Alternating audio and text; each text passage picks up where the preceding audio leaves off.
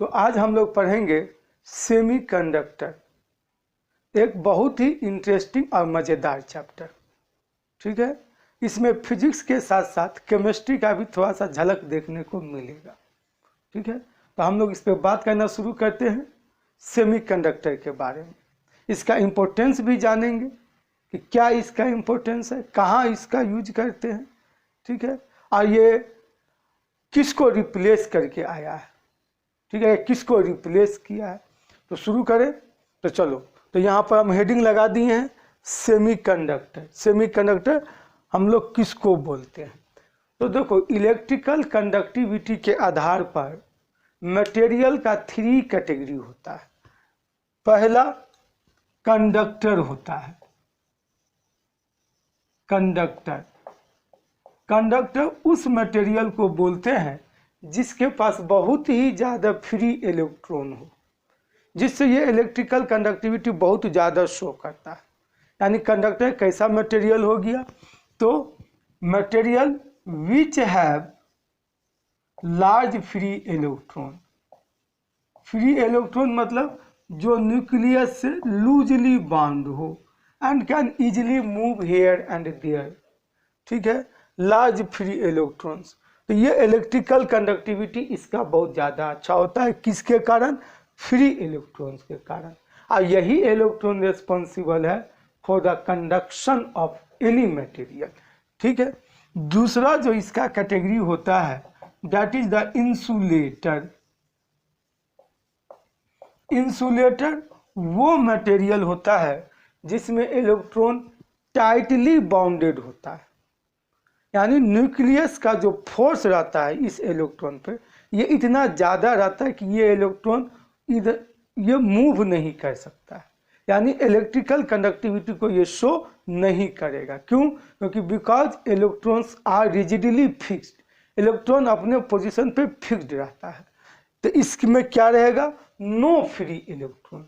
इसमें कोई भी फ्री इलेक्ट्रॉन्स नहीं होता है। नो फ्री इलेक्ट्रॉन्स ऐसे भी बोल सकते हैं, नो फ्री इलेक्ट्रॉन्स, या all electrons are tightly bounded. तो जिस मटेरियल में ये इलेक्ट्रॉन टाइटली बाउंडेड रहेगा उसको हम लोग बोल देते हैं इंसुलेटर। ठीक है, अब आ गया हमारा तीसरा जो चैप्टर हम लोग पढ़ने वाले हैं, दैट इज सेमीकंडक्टर। इसी पे हम लोग बात करेंगे, सेमीकंडक्टर। सेमीकंडक्टर, तो सेमीकंडक्टर कैसा मटेरियल हुआ? तो इसमें अधिकतर इलेक्ट्रॉन टाइटली बाउंडेड है। अब बहुत कम इलेक्ट्रॉन जो है ना वो लूजली बाउंडेड है, या तुम बोलो फ्री इलेक्ट्रॉन। यानी इट हैज, बोल सकते हैं कि semiconductor are those material which have partially free electron. बहुत ज़्यादा नहीं, बहुत कम भी नहीं, कुछ इलेक्ट्रॉन इसके पास फ्री इलेक्ट्रॉन्स है, जिसके कारण ये इलेक्ट्रिकल कंडक्टिविटी को शो करता है। और अगर इसका कंडक्टिविटी देखें तो इसका कंडक्टिविटी कंडक्टर और इंसुलेटर के बीच में लाई करेगा। तो तुम्हारे किताब में ऐसा भी लिखता है कि semiconductor are those material whose conductivity lies between conductors and insulator. सही है डिफिनेशन, बात समझ गए। लेकिन इसको हम लोग सही और कर सकते हैं। कैसे? तो बोलेंगे कि semiconductor are those material which have partially free electron, जिसके पास पार्शियली फ्री इलेक्ट्रॉन्स हो, and that free electrons is responsible for the partially या partial conduction of electric current. ये इसका हम लोग को सेमीकंडक्टर का एग्जैक्ट डिफिनेशन मिलता है। ठीक है, यानी इसमें क्या रहेगा? तो those material which have partial free electrons, partial free electrons, और लिख देते हैं, और हुज कंडक्टिविटी lies between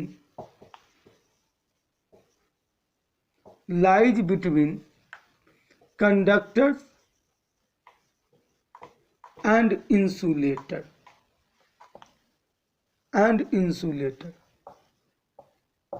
ये यानी सेमीकंडक्टर का इलेक्ट्रिकल कंडक्टिविटी कंडक्टर से कम होगा और इंसुलेटर से ज़्यादा होगा। अगर रेजिस्टिविटी का बात करें तो सेमीकंडक्टर का रेजिस्टिविटी कंडक्टर से ज़्यादा होगा, ठीक है, और इंसुलेटर से कम होगा, यानी कंडक्टिविटी से जस्ट उल्टा कर दो, ठीक है। ये हुआ हमारा सेमीकंडक्टर। तो जल्दी से इसको नोट कर लो, नोट कर लो इसका एग्जाम्पल, सेमीकंडक्टर मटेरियल का एग्जाम्पल। तो एग्जाम्पल में बहुत कॉमन एग्जाम्पल लिख लो, सिलिकॉन, जर्मेनियम एटसेट्रा ETC, बहुत कॉमन एग्जाम्पल है, हो गया। अब थोड़ा सा इस पे एक बात को सुनो, अगर टेम्परेचर बढ़ाएंगे तो इस मटेरियल का कंडक्टिविटी पे क्या इफेक्ट पड़ेगा। टेम्परेचर इंक्रीज कराने पर कंडक्टिविटी पर क्या इफेक्ट पड़ेगा। तो देखो पहले हम लोग लिखे हैं कंडक्टर, तो कंडक्टर के केस में टेम्परेचर अगर बढ़ाओगे, बात समझ गए, टेम्परेचर अगर बढ़ाओगे तो कंडक्टिविटी डिक्रीज करेगा, बात समझे, कंडक्टिविटी डिक्रीज करेगा। क्यों? क्योंकि इतना ज़्यादा कोलिजन बढ़ जाएगा फ्री इलेक्ट्रॉन्स के बीच में कि ड्रिफ्ट वेलोसिटी डिक्रीज करेगा। बात को समझोगे। फोर कंडक्टर ये थ्योरिटिकल जरूर है, लेकिन समझने के बाद ये बहुत इंटरेस्टिंग चैप्टर है। कंडक्टर के केस में कोलिजन ऑफ फ्री इलेक्ट्रॉन्स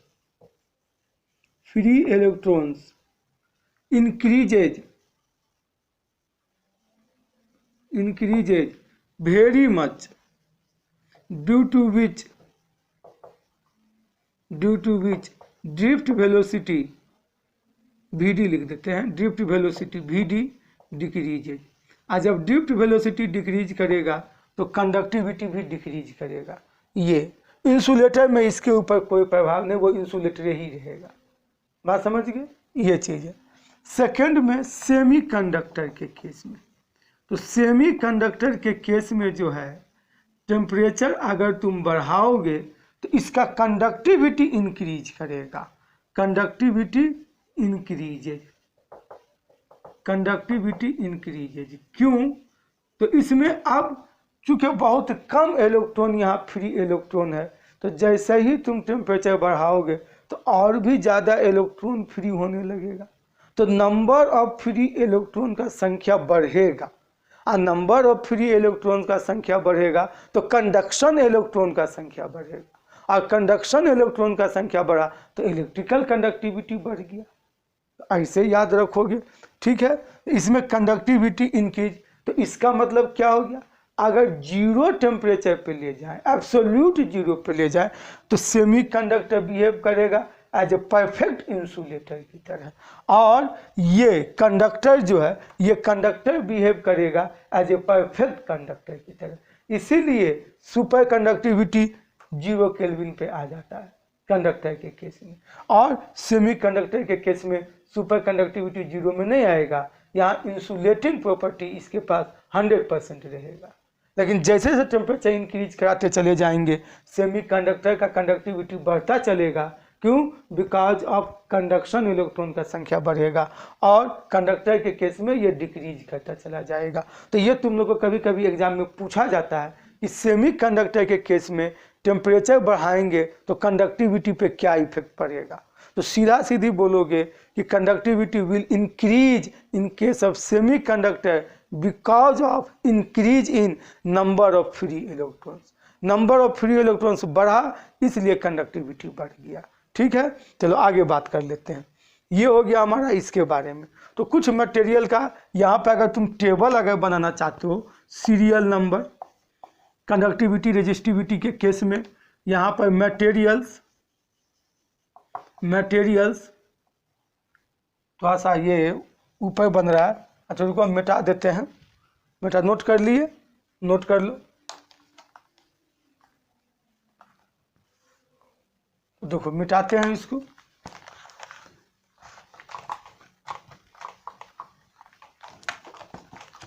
तो ध्यान से इसको समझोगे, ठीक है।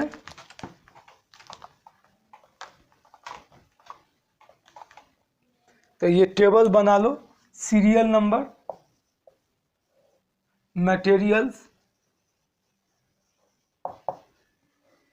रेजिस्टिविटी, रो, ओम मीटर, कंडक्टिविटी, सिग्मा, पर ओम, पर मीटर।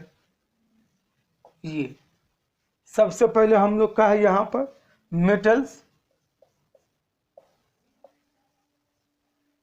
मेटल्स के केस में जो रेजिस्टिविटी है वो 10 का पावर -2 से लेकर के 10 का पावर -8 तक होता है, और कंडक्टिविटी 10 का पावर 2 से लेकर के 10 का पावर 8 तक होता है। जस्ट इसको रेसिप्रोकल कर दो। दूसरा इंसुलेटर के केस, इंसुलेटिंग मटेरियल या इंसुलेटर।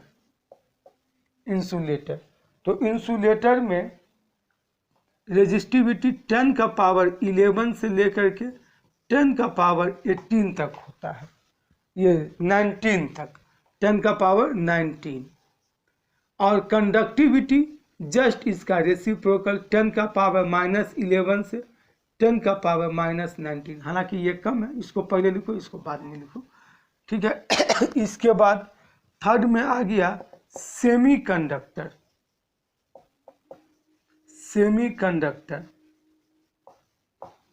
सेमीकंडक्टर के केस में ये होता है 10 का पावर -5 से 10 का पावर 6 तक, और कंडक्टिविटी जो होगा वो इसको जस्ट रेसिप्रोकल में लिख दो, 10 का पावर 5 से 10 का पावर -6।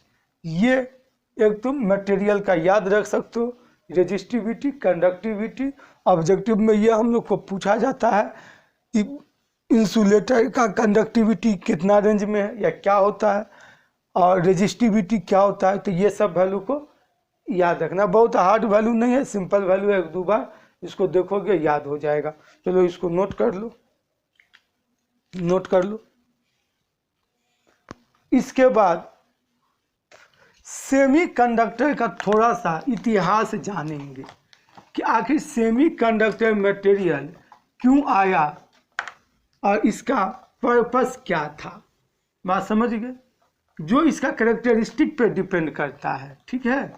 तो देखो सेमीकंडक्टर मटेरियल बहुत ज़्यादा यूज होता है इलेक्ट्रॉनिक डिवाइस बनाने में, मोबाइल हो, लैपटॉप हो, टीवी हो, रेडियो हो, ट्रांजिस्टर हो, या और भी कोई एलईडी डिवाइस हो। आजकल एलईडी का बल्ब भी आ गया है, इलेक्ट्रॉनिक्स है ये भी, एलईडी बल्ब। तो इलेक्ट्रॉनिक डिवाइस में जितना भी डिवाइस बनता है ये सब में सेमीकंडक्टर यूज होता है। बात समझ गए। तो सेमीकंडक्टर जब मटेरियल हम लोग नहीं यूज करते थे तो क्या यूज करते थे।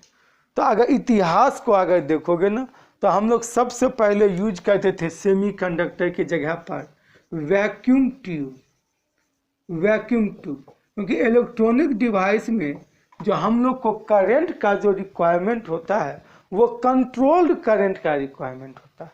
बहुत ज़्यादा हाई करंट नहीं चाहिए या बहुत ज़्यादा लो भी नहीं चाहिए, एक कंट्रोल्ड रेट में करंट चाहिए।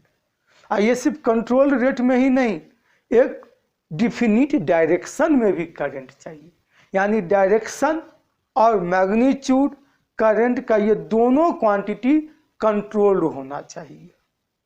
तो ये दोनों क्वांटिटी कंट्रोल हम लोग पहले करते थे वैक्यूम ट्यूब से। बात समझ गए, ये वैक्यूम ट्यूब से हम लोग कंट्रोल करते थे। लेकिन वैक्यूम ट्यूब में प्रॉब्लम, दो मेजर प्रॉब्लम। पहला मेजर प्रॉब्लम था ये कि इसका फंक्शनिंग में एरर हमेशा आता था, मतलब ये ठीक से काम नहीं करता था, प्रॉब्लम होते रहता था। करंट को हम लोग परफेक्टली कंट्रोल नहीं कर पाते थे। और दूसरा जो इसका मेजर प्रॉब्लम जो आता था वो ये कि इसका साइज बहुत बल्की होता था। ज़्यादा हम इस पे बात नहीं करेंगे वैक्यूम ट्यूब्स पर, बात समझ रहे, ज़्यादा बात नहीं करेंगे। इतना समझो कि वैक्यूम ट्यूब्स का साइज बहुत बल्कि, और दूसरा करंट को ये पूरी तरीका से कंट्रोल्ड नहीं कर पाता था, तो जिसके कारण हम लोग का इलेक्ट्रॉनिक डिवाइस प्रॉपर फंक्शनिंग नहीं करता था। अब इमेजिन करो, तुम अभी थोड़ा सा के लिए इमेजिन करो कि तुम्हारे मोबाइल में सेमीकंडक्टर मटेरियल के जगह वैक्यूम ट्यूब अगर होता तो मोबाइल कैसा होता। ये थोड़ा सा इमेजिन करो और इसको रियलाइज करने की कोशिश करो। तो आज जिस मोबाइल को तुम पॉकेट में लेके इजीली घूमते हो, कोई कोई एक नहीं 3-3 मोबाइल लेके घूमता है पॉकेट में, अब पता भी नहीं चलता। तो ये 3 मोबाइल तुम लेके जब घूमते, अगर वैक्यूम ट्यूब में यूज होता मोबाइल में, तो एक झोला तुमको पकड़ना पड़ता। मैं समझ गया, बहुत मोटा और बल्कि होता तुम्हारा मोबाइल, ये चीज़ है। तो ये प्रॉब्लम था, बात समझ गए। तो इस प्रॉब्लम का सॉल्व करने के लिए हम लोग लाए सेमीकंडक्टर मटेरियल, जर्मेनियम और सिलिकॉन वगैरह जो मटेरियल है, इस मटेरियल सेमीकंडक्टर मटेरियल जो यूज करते हैं मोबाइल में, टीवी में, ये सब में, तो बहुत छोटा सा ये रहता है, बहुत छोटा सा। तुम अगर देखोगे तो पहचान सकते हो, देखोगे कि इस टाइप से बना हुआ रहेगा और इसमें 2 या 3 यहाँ पर ऐसे वायर निकला हुआ रहता है, ये चीज़ इस टाइप का रहता है। 2 गो रहता है, किसी किसी में ये 3 रहता है, बात समझे। ये बहुत छोटा सा रहेगा, देखोगे ये दिख जाता है, बहुत छोटा सा रहता है। तो ये हमारा सेमीकंडक्टर बहुत छोटा सा डिवाइस। अब इसमें एरर भी नहीं है और ये करंट को एक डिफिनिट डायरेक्शन में भी कंट्रोल कर लेता है, यानी यूनिट डायरेक्शन भी तुम बोलो, यूनिट डायरेक्शन भी ये कर देता है। तो यानी कहने का मतलब हुआ कि सेमीकंडक्टर का 2 खास प्रॉपर्टी है जो इसको बहुत ही ज़्यादा इम्पोर्टेंट बना दिया आज के दौर में इलेक्ट्रॉनिक्स का दुनिया में। क्या है? तो पहला चीज़ है टू कंट्रोल द करंट। ये करंट को बहुत easily control, to control the current, current को ये बहुत अच्छा से कंट्रोल करेगा। जितना मैग्नीट्यूड चाहिए उतना ही मैग्नीट्यूड में ये सप्लाई करेगा, बात समझ गए, ये कर सकते हो। दूसरा जो इसका खास प्रॉपर्टी है, ये डायरेक्शन जो करंट का होता है उसको ये कंट्रोल कर देता है, यानी यूनिट डायरेक्शन करंट ये दे देता है। It gives unit direction current, unit direction current, direction current. ये 2 चीज इसमें बहुत खास है कि करंट का ये मैग्नीट्यूड को कंट्रोल करने में 100% ये क्या है, सक्षम है, और दूसरा करंट का डायरेक्शन को भी ये एक दिशा में ये 100% सक्षम होकर कर देता है। तो इससे हमारा इलेक्ट्रॉनिक डिवाइस कॉम्पैक्ट भी हो गया और इफिशियंट भी हो गया, बात समझे। ये 2 बड़ा इंटरेस्टिंग बात है इसका, और ये 2 इंटरेस्टिंग प्रॉपर्टी सेमीकंडक्टर का इम्पोर्टेंस को बहुत ज़्यादा बढ़ा देता है। आजकल हम लोग इलेक्ट्रॉनिक डिवाइस से घिरे हुए हैं, तो अगर कोई इमेजिन करे इलेक्ट्रॉनिक डिवाइस विदाउट सेमीकंडक्टर, तो बोल सकते हैं हम ऐसा कि ये इम्पॉसिबल है, और ये बोलना गलत भी नहीं होगा, बात समझ गए, ये चीज़ है। तो इसलिए सेमीकंडक्टर का जो है इम्पोर्टेंस ये 2 प्रॉपर्टी बढ़ा दिया। करंट को मैग्नीफाई भी कर सकते हो, कम भी कर सकते हो, जैसा तुम्हारा मन है वैसा कर सकते हो, वैसा ही तुम सेमीकंडक्टर बना भी सकते हो। ये तो ये 2 प्रॉपर्टी के कारण सेमीकंडक्टर वाइडली यूज होने लगा। नोट कर लो इस बात को।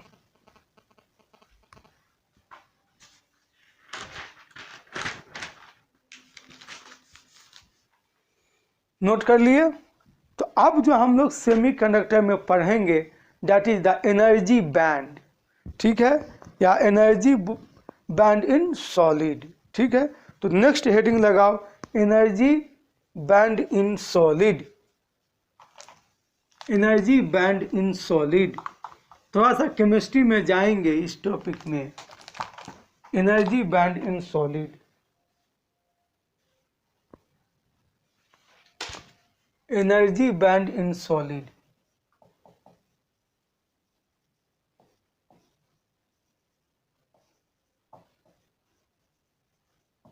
सॉलिड, ध्यान से इसको समझोगे, एनर्जी बैंड इन सॉलिड, अगर ये समझ गए तो समझो सेमीकंडक्टर समझ गए, और इसमें अगर दिक्कत हुआ तो सेमीकंडक्टर में पूरे में दिक्कत होते रहेगा। यानी हम लोग बोल सकते हैं कि ये जो टॉपिक जो है ना, ये सेमीकंडक्टर का बैकबोन है। पूरा सेमीकंडक्टर इसी कंसेप्ट पे टिका हुआ है। तो थोड़ा इसको ध्यान से समझोगे, हम एक एग्जाम्पल लेकर के इसको बताएंगे, इसको समझाने का कोशिश करेंगे और तुम भी थोड़ा समझने का कोशिश करोगे। ये है, तो ठीक है, थोड़ा सा ध्यान से सुनोगे। तो देखो हम एक एग्जाम्पल लिए हुए हैं कि जनरली जो एटम्स जो होता है, एक ही मेटल्स का दो एटम, कॉपर ले लिए, कॉपर का ये दो एटम है। नॉर्मल स्टेट में जो कॉपर का ये जो दो एटम रहता है, इसके बीच का अगर तुम डिस्टेंस अगर देखोगे तो that distance will be 10⁻⁻12 picometre. इतना डिस्टेंस पर जो है एक कॉपर मॉलिक्यूल्स एग्जिस्ट करता है। ठीक है, ये बात क्लियर होगी कि इसके बीच का इतना डिस्टेंस। अब हम क्या कर रहे हैं, इस दोनों कॉपर एटम को आइसोलेट कर रहे हैं, यानी इसको दूर दूर कर दे रहे हैं। तो एक यहाँ पर बना दिए कॉपर एटम, थोड़ा छोटा बनाते हैं ताकि और भी चीज़ इसमें हम समझा सके। ये एक यहाँ पे है और एक को यहाँ पे बना दिए, और इसके बीच का जो ये डिस्टेंस है, ये डिस्टेंस को आर डिस्टेंस मान लिए। ये आर का जो वैल्यू है ये इससे बहुत ज़्यादा है। आर का value is very very greater than 10⁻⁻12 picometre. ये है। तो जैसे ही तुम इसको अलग अलग करोगे दोनों कॉपर एटम को, तो एक कॉपर एटम्स के पास कितना इलेक्ट्रॉन होता है? 29 इलेक्ट्रॉन होता है। तो ये भी अपना 29 इलेक्ट्रॉन को अपने पास ले आएगा और ये भी अपने पास 29 इलेक्ट्रॉन को ले आएगा। यानी व्हेन, यहाँ पर हम पॉइंट भी लिखते जा रहे हैं, when copper atom is isolated, जब आइसोलेट करेंगे is isolated, then it will stack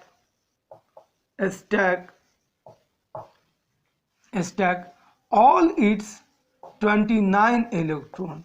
ये दोनों अपना अपना 29 इलेक्ट्रॉन्स को अपने तरफ खींच के पकड़ेगा। ये भी अपना 29 इलेक्ट्रॉन को अलग किया, ये भी अपना 29 इलेक्ट्रॉन को अलग किया। यहाँ पर था तो दोनों शेयर किए हुआ था, जैसे ही अलग किए ये अपना 29 को लेकर साइड हुआ, ये अपना 29 को लेकर के साइड हो गया। इसके बाद अगर तुम इसका कॉन्फ़िगरेशन लिखोगे, इलेक्ट्रॉनिक्स कॉन्फ़िगरेशन, तो क्या हो जाएगा? तो इलेक्ट्रॉनिक्स कॉन्फ़िगरेशन जो इसका होगा 1s2 2s2 2p6, ठीक है, फिर 3s2 3p6 3d10 4s1। तो अच्छा देखो तो 29 हुआ, 10 और 10 20 और 8 28 और 1 29, ये हो गया 29 इलेक्ट्रॉन। अब थोड़ा सा देखोगे, देखो ये यहाँ से लेके यहाँ तक ये कंप्लीटली फील्ड है। इसको जितना इलेक्ट्रॉन चाहिए इसके पास भी है, इसको जितना चाहिए इसके पास भी है, इसको जितना चाहिए इसके पास भी है, यहाँ तक कंप्लीटली फील्ड है। लेकिन ये कैसा है? तो ये पार्शियली फील्ड है, पार्शियली फील्ड है। इसी पर सारा कहानी है। ये पार्शियली फील्ड है 4s ऑर्बिटल। 2 इलेक्ट्रॉन चाहिए था, है कितना इसके पास? एक ही इलेक्ट्रॉन से, एक ही इलेक्ट्रॉन इसके पास है। तो इसका अगर एनर्जी अगर डायग्राम बनाएंगे तो एनर्जी कैसा इसका रहेगा? तो देखो पहला एनर्जी लेवल होगा 1s में 2 इलेक्ट्रॉन, दूसरा एनर्जी लेवल है 2s, इसके पास भी 2 इलेक्ट्रॉन, तीसरा एनर्जी लेवल है 2p6, ये इसके पास 6 इलेक्ट्रॉन है, ये 6 इलेक्ट्रॉन है। फिर है 3s2, इसके पास 2 इलेक्ट्रॉन है, और यहाँ पर 3p6 6 इलेक्ट्रॉन्स। फिर यहाँ पर 3d10, इसके पास 10 इलेक्ट्रॉन, 3 3 3 6 7 8 9 1 10। अब फिर आया 4s1 4s2, लेकिन इलेक्ट्रॉन एक है इसीलिए हम लिखे हुए। तो तो ये इसका आया एनर्जी लेवल, यानी ये लो एनर्जी, इससे ज़्यादा ये एनर्जी लेवल, इससे ज़्यादा ये एनर्जी लेवल, यानी नीचे से ऊपर अगर जाएंगे तो एनर्जी बढ़ता जाएगा। ये इसका एनर्जी लेवल डायग्राम है। ये हमारा 1s सबसे कम एनर्जी में, फिर 2s उससे ज़्यादा में, 3s का उससे ज़्यादा एनर्जी, 2p6 का, फिर 3s का उससे ज़्यादा, 3p6 का उससे भी ज़्यादा, 3d10 का उससे भी ज़्यादा, 4s का सबसे ज़्यादा। इसमें सबसे ज़्यादा एनर्जी लेवल वाला ये हो गया, ठीक है, ये एनर्जी लेवल हो गया इसका, ठीक है। इसके बाद यहाँ पर अब हम लोग क्या कर रहे हैं, ये इसका एनर्जी लेवल हो गया, ठीक है। 6 कंप्लीटली फिल्ड है, 1 हमारा पार्शियली है। अब तुम क्या करो, अगला स्टेप में ये दोनों को थोड़ा धीरे धीरे धीरे धीरे एक दूसरे के करीब लाओ, एक दूसरे के करीब लाओ। तो एक दूसरे के करीब लाएंगे तो इलेक्ट्रॉन्स है, एटम्स है, ये सब का तो साइज बहुत छोटा है। हम लोग जानते हैं कि इसके पास ड्यूअल नेचर होता है, पार्टिकल और वेव नेचर। तो क्या यहाँ पर जो वेव होगा एनर्जी का, वो एक दूसरे पर ओवरलैप नहीं करेगा, इसका वेव और इसका वेव ओवरलैप करेगा। यानी अगला जो इसमें बात है, if we bring above 2 atoms close to each other,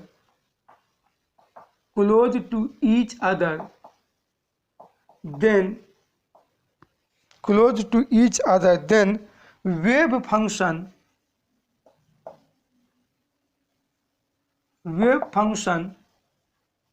begin to overlap, ठीक है। स्टार्टिंग विथ, और ये जो ओवरलैपिंग स्टार्ट होगा स्टार्टिंग विथ 4s1 इलेक्ट्रॉन, और इस इलेक्ट्रॉन के साथ ये स्टार्ट होगा, या आउटर इलेक्ट्रॉन के साथ ये स्टार्ट होगा, ये है। तो जब ये दोनों नज़दीक आ गया तो ये हुआ कि वेव ओवरलैप हुआ, तो हम लोग को क्या मिलेगा, तो हम लोग को अब मिल जाएगा कि 2 एटम वाला एक सिस्टम मिलेगा। क्या मिलेगा, ध्यान से सुनोगे। 2 एटम, पहले दोनों को अलग अलग किए, इलेक्ट्रॉनिक कन्फिग्रेशन देखें, एनर्जी लेवल देखें, ये पार्शियली फील्ड देखें, हमारे पास में ये हुआ। अब इसको फिर से धीरे धीरे करीब ला रहे हैं, तो करीब लाएं तो क्या ऑब्जर्व किए कि वेव फंक्शन इसका और इसका एक दूसरे पर ओवरलैप करना चालू कर दिया, वेव फंक्शन। और ये वेव फंक्शन जो ओवरलैप के, ये कहाँ से शुरू किया, तो ये 4s1 इलेक्ट्रॉन से शुरू होगा, यानी आउटर मोस्ट इलेक्ट्रॉन से ये शुरू होगा ओवरलैपिंग, ठीक है। तो अब ये जब ये करीब आ गया तो हम लोग को क्या मिला, तो we get a system of 2 atoms, 2 atoms का सिस्टम मिला, जिसमें नंबर ऑफ इलेक्ट्रॉन्स कितना रहा, तो 58 ऑफ 58 इलेक्ट्रॉन्स, 29 को 2 से एंट्री करो, ऑफ 58 इलेक्ट्रॉन्स। ये जो 58 इलेक्ट्रॉन्स है, थोड़ा सा पाउलीज एक्सक्लूजन प्रिंसिपल को याद करो, केमिस्ट्री में पढ़े होगे पाउलीज एक्सक्लूजन प्रिंसिपल, इसीलिए हम बोले थे इसमें केमिस्ट्री का तड़का लगा हुआ है। फिजिक्स है, थोड़ा सा केमिस्ट्री वाला बात आएगा, बात समझ गए, घबराओ नहीं, समझ में आएगा। क्या बोला पाउलीज, तो पाउलीज बोला कि हर एक इलेक्ट्रॉन का क्वांटम अलग अलग होगा, हर एक इलेक्ट्रॉन का क्वांटम अलग अलग होगा। तो यहाँ पर 58 इलेक्ट्रॉन्स है, तो सबका क्वांटम क्या होगा, अलग अलग होगा।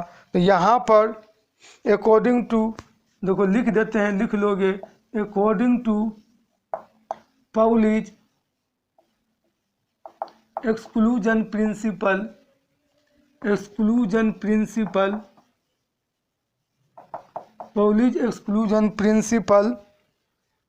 electrons require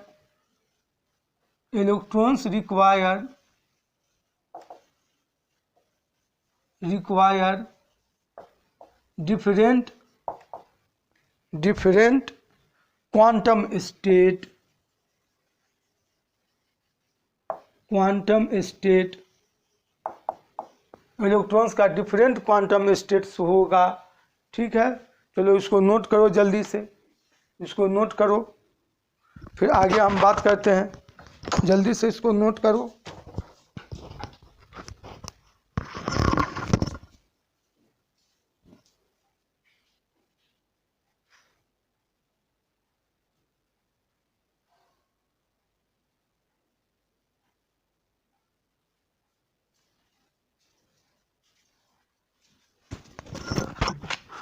नोट कर लिए?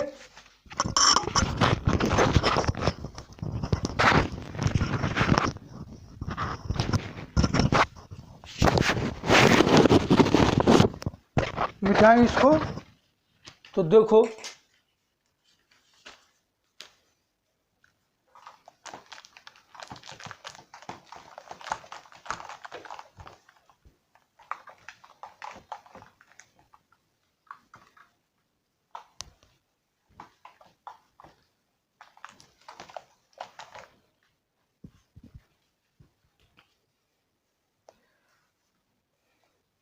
तो 58 इलेक्ट्रॉन्स यहाँ पे है, तो 58 इलेक्ट्रॉन्स का अलग अलग क्वांटम है।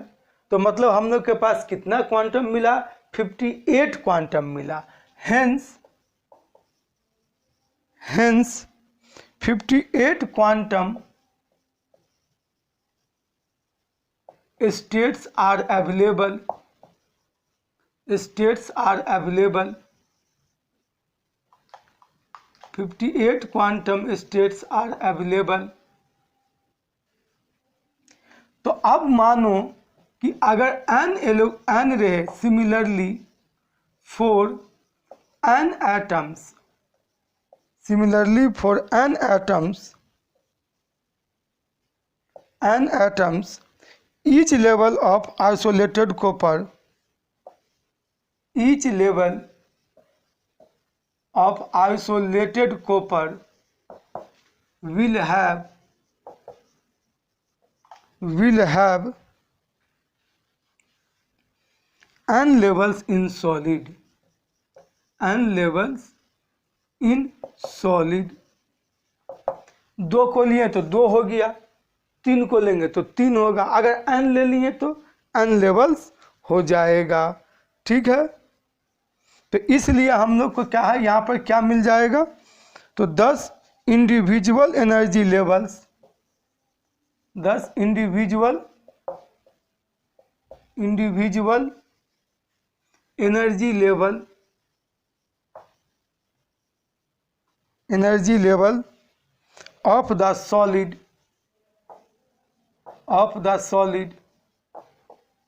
Are form. ये देखो, यही तो हुआ क्या? Individual energy level of the solid जो है फॉर्म कर गया। क्यों?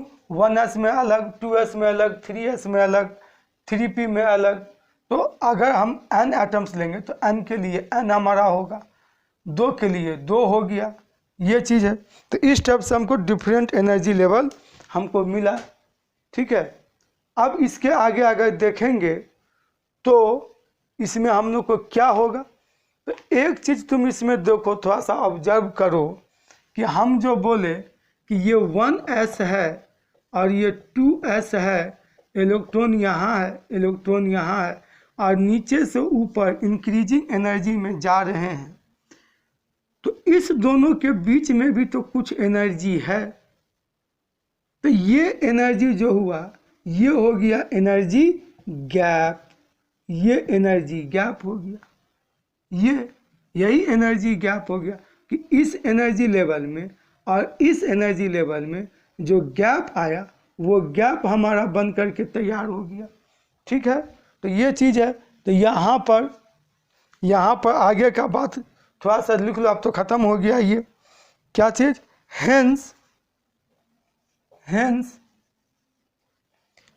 Solid form energy band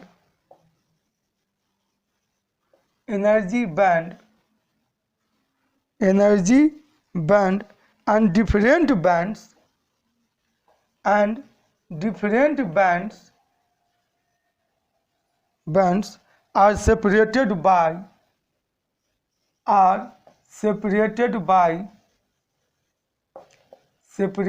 by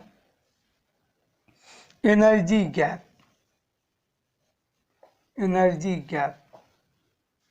ठीक है, ये different band represent the different bands are separated by energy gap. तो ये हो गया।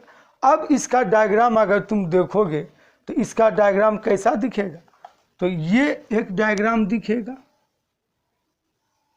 ये एक एनर्जी बैंड ये हो गया, ये हमारा बीच में ये गैप हो गया, और दूसरा एनर्जी बैंड ये थोड़ा सा ज़्यादा एनर्जी है, इसे इसका विड्थ को बढ़ा दिए ये, और फिर इसके बाद ये हो गया, फिर गैप हो गया, और फिर एनर्जी बैंड हो गया। अगर तुम इस बैंड को मैग्नीफाई करके अगर देखोगे ना, तो इसमें भी तुमको स्मॉल गैप स्मॉल बैंड मिलेगा। ये कहाँ से आ रहा है, तो ये आ रहा है, जैसे आप 2p6 बोले हो ना, तो p ऑर्बिटल में कितना इलेक्ट्रॉन है, यहाँ पर 6 इलेक्ट्रॉन है। तो यहाँ पर फिर से इसमें अंदर में एक एनर्जी बैंड सब बनता चला जाएगा। तो अगर तुम इसको जूम करते हो ना, कोई पोर्शन को जूम, तो तुमको ऐसा दिखाई देगा, ये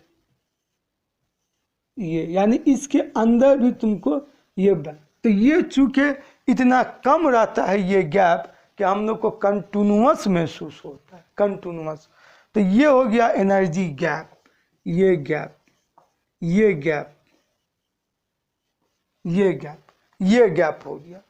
ठीक है, और ये हमारा हो गया लास्ट में, यहाँ पर इसको बोलते हैं कंडक्शन बैंड। ये कंडक्शन बैंड हो गया, ये कंडक्शन बैंड हुआ। अब सुनो, ये जो गैप है एनर्जी गैप वाला, इसमें कोई भी इलेक्ट्रॉन नहीं रह सकता है। इलेक्ट्रॉन या तो इसमें रहेगा, या इसमें रहेगा, या इसमें रहेगा, या तीनों में रहेगा। अगर कोई इलेक्ट्रॉन के पास इस एनर्जी से ज़्यादा हुआ, तो वो ऐसा नहीं कर सकता है कि इस गैप में आकर के ठहर जाए, नहीं, कभी नहीं ठहरेगा। वो इतना एनर्जी अपने आप में गेन करेगा कि ये यहाँ पहुँच जाए। जब तक उसका एनर्जी इस एनर्जी के बराबर नहीं होगा, तब तक वो इस बैंड से बाहर नहीं निकलेगा। यानी इस गैप में कोई भी इलेक्ट्रॉन का एग्जिस्टेंस पॉसिबल नहीं होता है। ये हमारा हुआ कंडक्शन बैंड, वैलेंस बैंड। तो कंडक्शन बैंड जो है, इसमें पार्शियली भी फील्ड हो सकता है और एम्प्टी भी हो सकता है। बात समझ गए? इंसुलेटर के केस में एम्प्टी ही हो जाता है। ये जैसे हम लोग देखे 4s1, लेकिन 4p6 तो खाली रह गया ना। तो अगर वैसे इमेजिन करोगे तो ये एम्प्टी भी रह सकता है, पार्शियली फिल्ड भी हो सकता है, फुली फिल्ड भी हो सकता है, एम्प्टी भी हो सकता है। ये चीज़ है। तो ये कंडक्शन बैंड एनर्जी, ये इलेक्ट्रिकल कंडक्टिविटी अगर शो कराना है इलेक्ट्रॉन से, तो इलेक्ट्रॉन को इतना एनर्जी गेन करना होगा, तब वो फ्री होकर के वो मूव करेगा। तो हम लोग को कंडक्टिविटी वो देने लगेगा मटेरियल। ठीक है, इसको लिख लो, इसको लिख लो। अभी हम तीनों के लिए बनाने जा रहे हैं, मेटल के लिए भी कि ये गैप कितना होगा, इंसुलेटर के लिए भी और सेमीकंडक्टर के लिए भी। तो देखोगे तो ये हमारा हुआ इसका एनर्जी बैंड। इसी को हम लोग बोलते हैं energy band of the solid.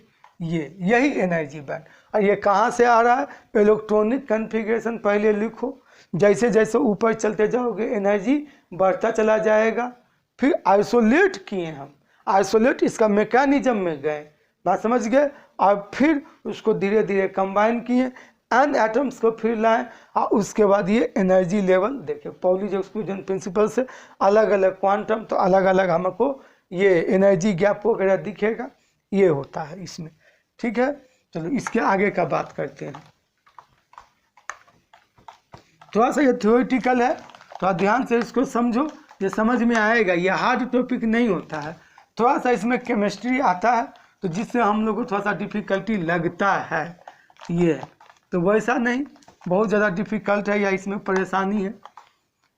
इसके बाद हम बोले कि मेटल के केस में ये कैसा होगा हम लोग का एनर्जी बैंड। तो मेटल के केस में कंडक्शन बैंड और वैलेंस बैंड, यानी इलेक्ट्रॉन देने वाला और जहाँ से इलेक्ट्रॉन कंडक्ट करेगा। वैलेंस बैंड मतलब जिसके पास वैलेंस इलेक्ट्रॉन वाला है, ये नीचे वैलेंस बैंड हो गया, वैलेंस बैंड। और ये हो गया conduction band, conduction band, conduction band. तो ये मेटल के केस में है। मेटल के केस में कोई एनर्जी गैप नहीं, ये दोनों इवेंट थोड़ा सा ओवरलैप ही कर जाता है। इंसुलेटर के केस में अगर देखोगे तो इंसुलेटर के केस में ये वैलेंस बैंड और कंडक्शन बैंड के बीच में बहुत ज़्यादा गैप रहता है, क्योंकि इलेक्ट्रॉन जब तक यहाँ आएगा नहीं तब तक हमारा इलेक्ट्रिकल कंडक्टिविटी नहीं आएगा। ये इंसुलेटर का केस है।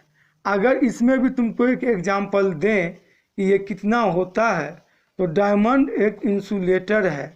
तो डायमंड के केस में ये जो एनर्जी गैप है ये 6 इलेक्ट्रॉन वोल्ट का होता है, बहुत ज़्यादा है ये इलेक्ट्रॉन, 6 इलेक्ट्रॉन वोल्ट एनर्जी। ठीक है, एक इलेक्ट्रॉन के लिए इतना एनर्जी इजीली अवेलेबल नहीं रहेगा, इसलिए डायमंड कंडक्टिविटी नहीं शो करेगा। बात समझ गए, ये चीज़ है। क्योंकि यहाँ पर कंडक्शन बैंड है और ये हमारा वैलेंस बैंड है और दोनों का एनर्जी गैप बहुत ही ज़्यादा है, तो इलेक्ट्रॉन इसको इजीली जंप नहीं कर पाएगा और बीच में इलेक्ट्रॉन रह नहीं सकता है। ये चीज़ है, पॉलीज एक्सक्लूजन प्रिंसिपल को ये फॉलो नहीं करेगा, तब ऐसा अगर हो गया तो। इसके बाद सेमीकंडक्टर के केस में अगर तुम देखोगे तो सेमीकंडक्टर के केस में वैलेंस बैंड और एनर्जी बैंड के बीच में जो है ये कंडक्शन बैंड, वैलेंस बैंड और कंडक्शन बैंड के बीच में ये गैप कम रहता है, अप्रोक्सीमेटली 1 इलेक्ट्रॉन वोल्ट का रहता है। इसीलिए तुम कम बोले कि सेमीकंडक्टर में तुम इजीली करंट को कंट्रोल कर सकते हो, ये एनर्जी रिस्पॉन्सिबल है। ये एनर्जी कम है, तुम अपने हिसाब से जितना इलेक्ट्रॉन को चाहो उतना इलेक्ट्रॉन को ऊपर भेज सकते हो, उतना ही तुमको कंडक्टिविटी मिलेगा। तो ये हमारा था band, energy band in solid. बात समझ गए। नेक्स्ट हम लोग बात करेंगे टाइप्स ऑफ सेमीकंडक्टर और पीएन जंक्शन पर। तो ठीक है, तो ये बात हम लोग करेंगे नेक्स्ट लेक्चर में। तो मिलते हैं बहुत जल्द हम लोग नेक्स्ट लेक्चर में।